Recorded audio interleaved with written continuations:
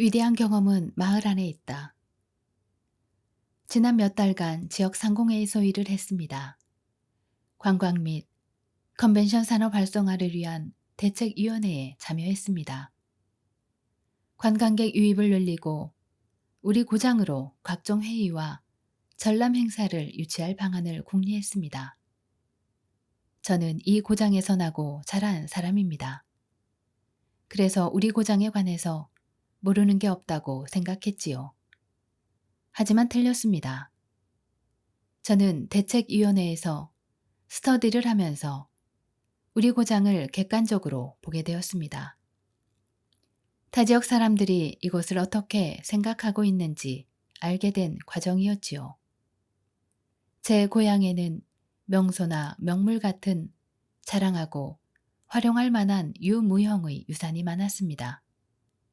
이러한 사실을 처음 알았습니다. 사실 현지 주민보다 관광객이나 방문자들이 더 많은 것을 누린다고 저는 생각합니다.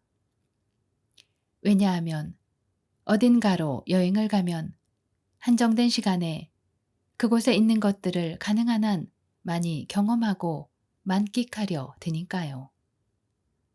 저도 제가 태어나 살고 있는 이 고장이 말 그대로 세계인이 찾는 여행지라는 사실을 이번에 알고 깜짝 놀랐습니다. 있는지도 몰랐던 관광 명소들이 즐비하더군요. 저는 이런 생각이 들었습니다. 휴가철이 되면 너도 나도 큰돈과 시간을 쓰며 비행기를 타거나 자동차로 장거리를 달려서 멀리 어딘가로 간다. 그런데 그곳에 있는 것이 내가 사는 곳에 있는 것보다 정말로 더 대단할까? 이런 장면도 상상이 되더라고요.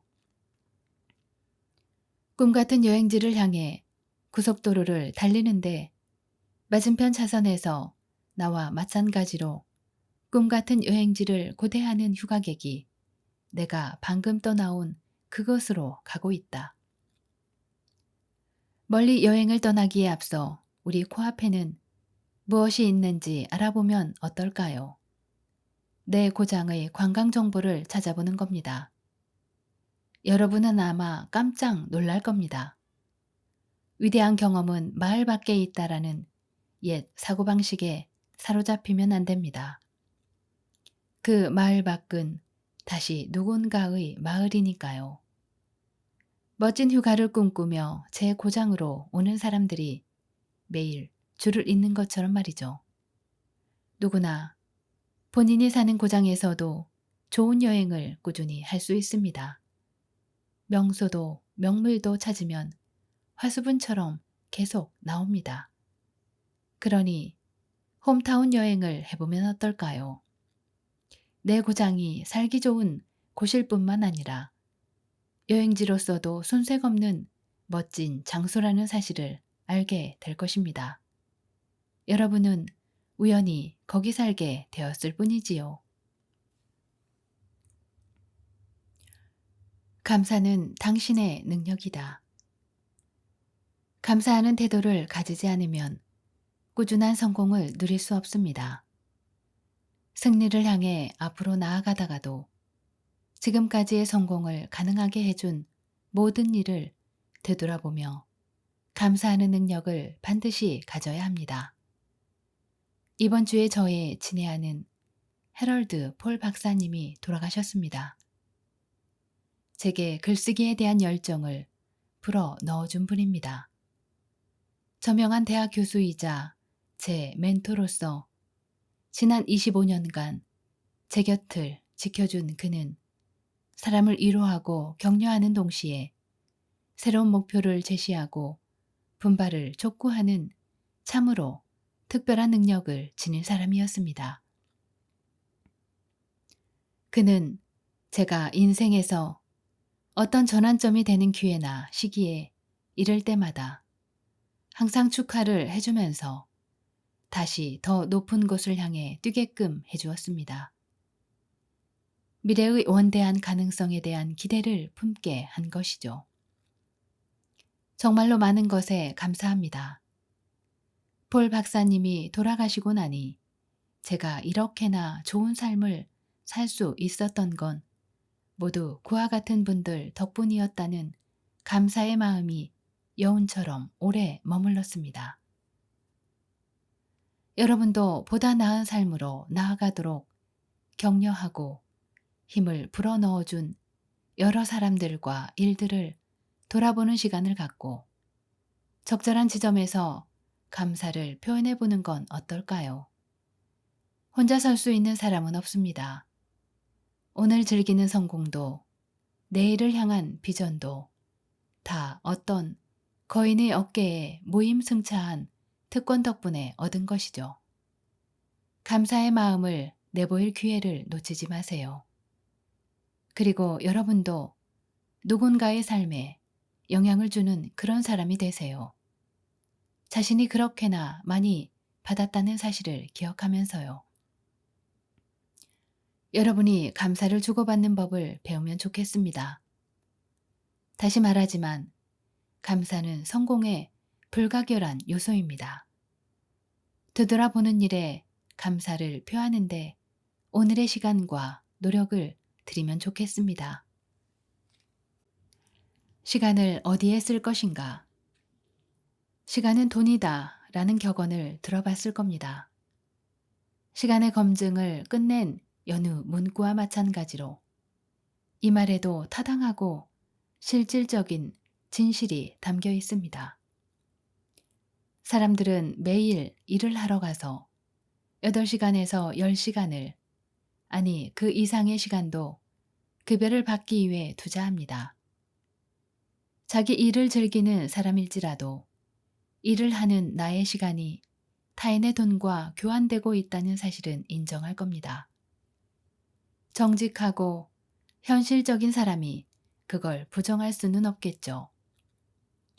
이러한 시간은 돈 외방정식을 직업적 측면에서는 잘 이해하는 사람도 사적인 측면에서는 간과하는 경우가 많습니다.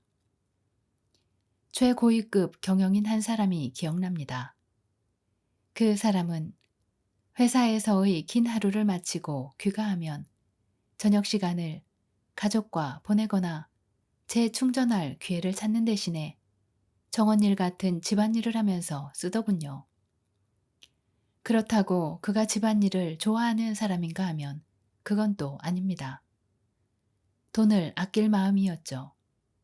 그러나 시간은 돈의 원칙은 우리가 어떤 일을 하든지 계속 적용된다는 사실을 기억해야 합니다. 그는 가족과 함께 보내거나 재충전을 할 수 있는 시간을 안타깝게도 동네 청소년에게 아르바이트 시키는 가격과 교환한 셈입니다. 시간은 돈의 방정식을 완벽하게 적용한다면 내 시간을 내가 가장 잘하는 일에, 그래서 가장 큰 가치를 창출하는 일에, 그래서 가장 많은 돈을 버는 일에 써야만 합니다. 나머지 일은 그 일을 잘하는 다른 사람을 고용해서 처리하고 그만큼 남는 시간을 삶의 다른 영역에 안배해야죠. 인류가 여러 세기에 걸쳐서 문명의 진보를 이뤄낸 분업 방식을 개인 차원에도 적용하면 삶을 더 풍요롭고 다양하게 만들 수 있습니다. 비효율적인 잡무는 다른 사람이 하게 하고, 그럼으로써 여러분이 가장 잘하는 일에 시간을 자유롭게 쓸 수 있다면 문화적으로나 개인적으로 진보를 이뤄낼 수 있으리라 생각합니다. 여러분의 인생과 일정 관리에 관해서 생각해 보죠. 가장 즐기는 일이 무엇입니까? 가장 큰 가치를 창출하는 일은 뭐죠? 그 일을 하기 바랍니다. 그렇게 번 돈의 일부를 다시 더 많은 시간을 사는데 투자하세요. 시간이야말로 정녕 우리가 가진 모든 것이라는 게 오늘의 결론입니다. 내일의 그때가 오늘의 지금이다. 지금 아는 걸 그때 알았더라면. 이런 단식을 직접 내뱉거나 남이 하는 걸 들어본 적이 있을 겁니다. 과거의 어느 때에 아주 가치 있는 정보를 접했는데 당시에는 그것의 가치를 모르다가 나중에야 깨닫게 되는 그런 경험을 모두가 일생에 한두 번씩은 해보았을 겁니다. 수년 전에 헐값으로 매입할 수 있었던 급등 주식일 수도 있고 새로 생긴 대형 쇼핑몰 길 맞은편 공터 같은 값싼 부동산이었을 수도 있습니다. 항상 지나고 나면 보이는 법입니다. 뒤돌아보면 모든 것이 아기가 맞고 명명백백하죠. 하지만 인생의 운전대를 잡은 사람이 백밀러만 보면서 달리면 안 됩니다. 백밀러가 비추는 광경이 멋진 것 같아도 거기서 빨리 눈을 떼지 않으면 사고로 이어집니다. 미래가 두렵고 불확실해 보여도 우리는 미래에 대한 결정을 내려야 하고 미래를 향한 삶을 살아야만 합니다. 인생에서 여러 번 아주 가치 있는 정보를 그 가치를 알았든 몰랐든 간에 접했었다는 사실을 인정한다면 마찬가지로 바로 지금도 가까운 미래에 말도 안 되게 큰 수익이 나거나 혜택을 입을 가치 있는 정보를 접하고 있다는 사실을 인정할 수 있어야 합니다. 선택지는 둘 중 하나입니다. 당장 그 정보를 활용하든가 아니면 언젠가 오늘을 돌아보며 탄식을 하는 거죠. 지금 아는 걸 그때 알았더라면 내일의 그때가 오늘의 지금입니다. 그 정보를 접하고 있느냐 아니냐는 문제가 아닙니다. 문제는 정보의 가치를 깨닫고 행동에 옮길 수 있느냐 없느냐 하는 것입니다. 다른 사람들이 간과하는 사실과 세부 사항을 알아차리고 예측하고 행동에 옮기는 것에서 지혜와 리더십이 생깁니다. 천재성이란 단지 다른 사람들과 조금 다르게 보는 혹은 좋으면 임자인 보물을 발견하는 능력이기도 합니다. 보물 찾기가 끝날 때까지 기다리지 마세요. 보고 들었으면 바로 행동에 옮기세요. 시간에 대한 주도권을 가진다. 매일매일 시간을 장악하며 살 수 있다는 건 환상입니다. 시간 관리에 관한 책은 많습니다. 하지만 모든 걸 종합해보면 우리는 시간을 관리할 수 없습니다. 희망이 없지는 않습니다. 나 자신은 관리할 수 있으니까요. 직장 동료에게 아기가 생겼습니다. 이런 말을 하더라고요. 어떻게 가족 모두의 삶이 3kg도 안 되는 이 약하디약한 생명에 완전히 매일 수가 있는 거지?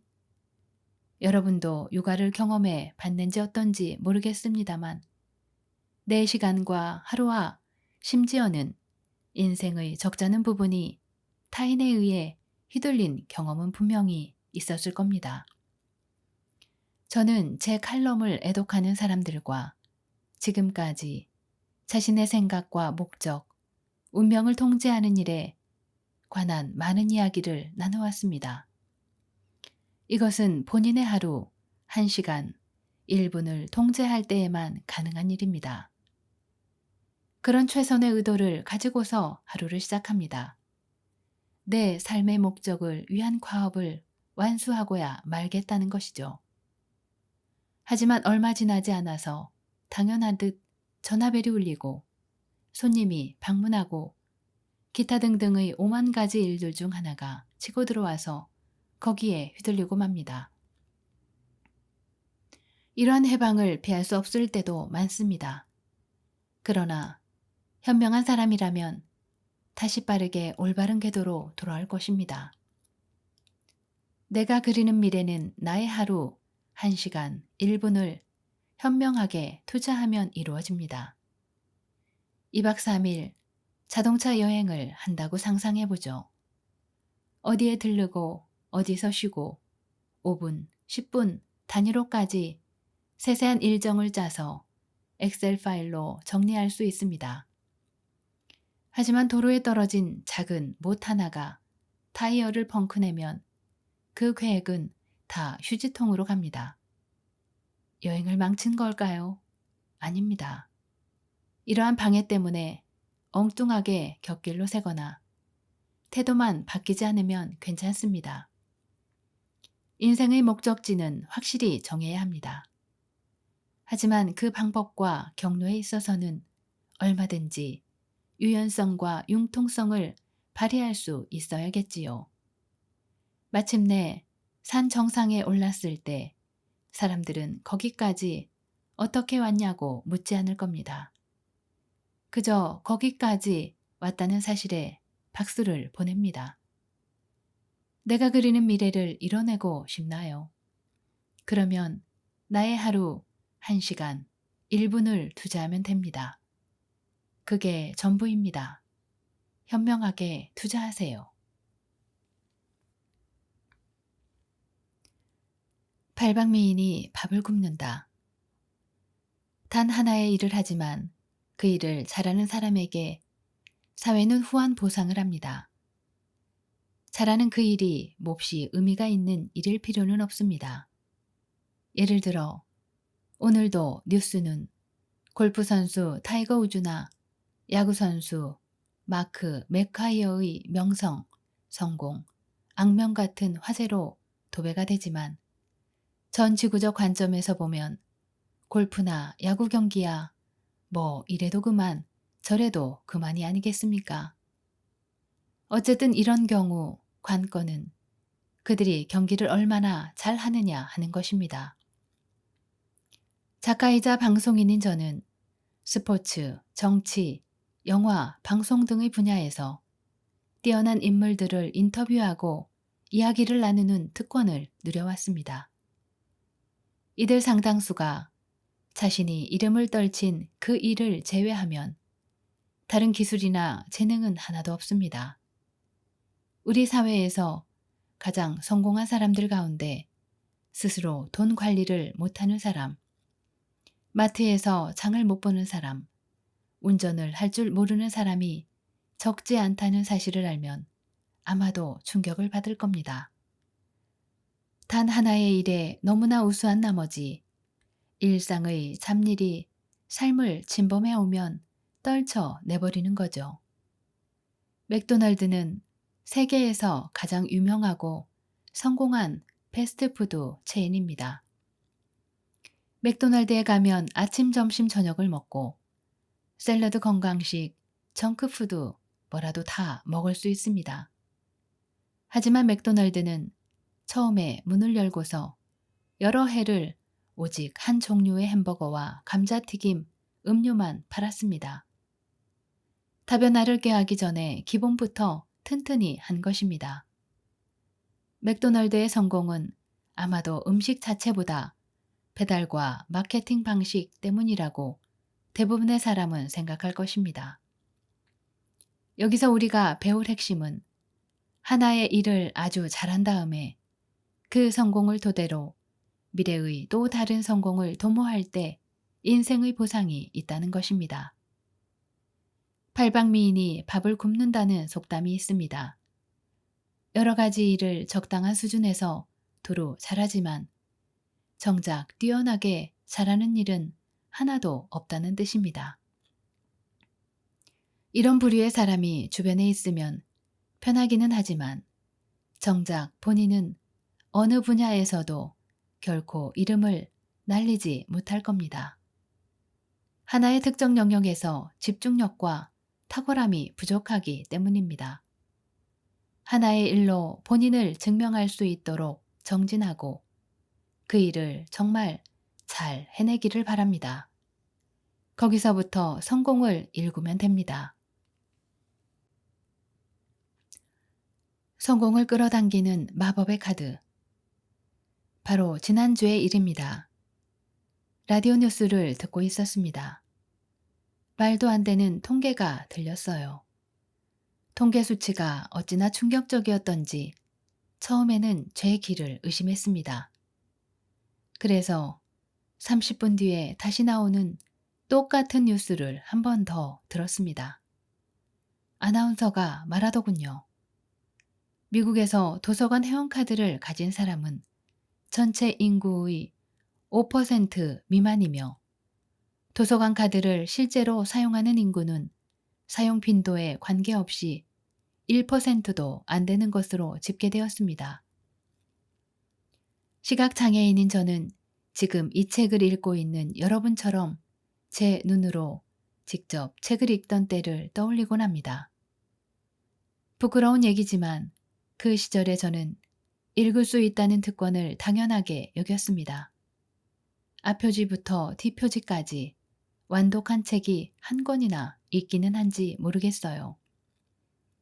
이제 저는 오디오북과 고속 녹음기로 매일 책을 듣습니다. 이러한 습관이 말 그대로 제 인생을 바꾸었습니다. 현명한 누군가는 이런 말을 했습니다. 5년 뒤의 나를 결정하는 것은 그동안 내가 만나온 사람과 읽어온 책들이다. 그때는 이 말이 다소 과장되었다고 느꼈습니다. 이제는 오히려 과소평가라고 믿습니다. 지식은 삶에서 원하는 모든 것을 얻는 열쇠입니다. 이런 말이 있습니다. 세상에 있는 돈을 모두 모아서 모두에게 똑같이 나눠줘도 돈은 몇 년 지나지 않아 오늘 부자인 사람에게로 다시 돌아갈 거라고요. 경제 용어로 표현하면 부자는 더 부자가 되고 가난한 사람은 더 가난해진다는 거죠. 하지만 돈이 열쇠가 아니라는 점을 분명히 알아야 합니다. 열쇠는 지식입니다. 특정한 금융 지식을 획득한 사람 앞에 돈이 쌓이는 것과 마찬가지로 여러분이 삶에서 원하는 것이 무엇이든 지식은 그것들을 여러분 주변으로 끌어당겨 줄 것입니다. 우리에게 필요한 지식은 집 근처 공공도서관에 거의 다 있습니다. 누구라도 지식을 쌓으면 삶의 목적에 닿는 길이 열립니다. 그럼에도 불구하고 무지한 삶을 살아가는 사람들은 변명의 여지가 없습니다. 이런 말을 들어보았을 겁니다. 무엇을 아느냐가 아니라 누구를 아느냐가 중요하다. 현실에서는 둘 다 중요합니다. 성공의 비결은 무엇을 하느냐 그리고 누구를 아느냐 이 둘로 요약됩니다. 위대한 역사적 인물들이 여러분과 소통하고 또 인생에서 무엇을 원하든 그것을 얻을 수 있는 비밀을 알려주려고 기다리고 있습니다. 그들의 말, 생각, 조언이 공공도서관 책장에 꽂혀 있습니다. 매일 조금이라도 성장하려고 노력하세요. 어린이 도서관에 가면 이런 말이 쓰여 있습니다. 책을 많이 읽으면 키가 커져요. 네, 그렇답니다. 지금까지 이기는 사람들의 지혜였습니다. 시청해 주셔서 감사합니다.